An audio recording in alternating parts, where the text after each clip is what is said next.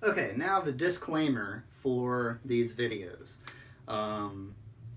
These are just the way that I like to approach it in terms of the style of the upstroke and the amount of time that's taken either to prep for the notes or to execute certain stroke types.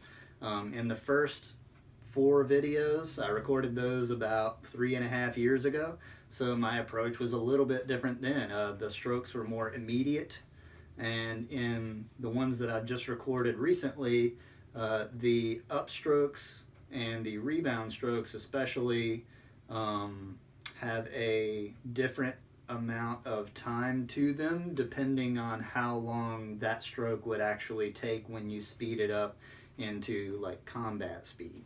So, I'm thinking at the typical speeds that you would kind of play some of these patterns, you wouldn't play it herky-jerky, moving the upstroke immediately into the accent position.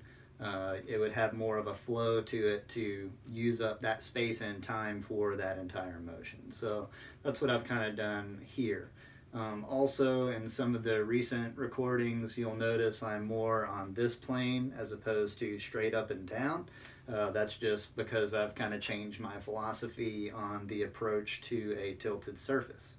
So in my opinion, when you play on a tilt, your technique and everything should be in relation to that tilt.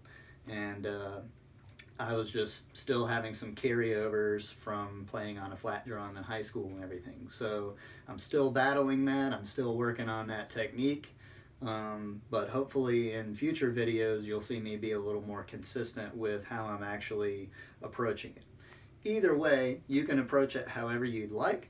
My advice in these paradiddle grid things is just that you would not downstroke every single note and then create a separate upstroke for what should have been just a rebound stroke or something of that nature.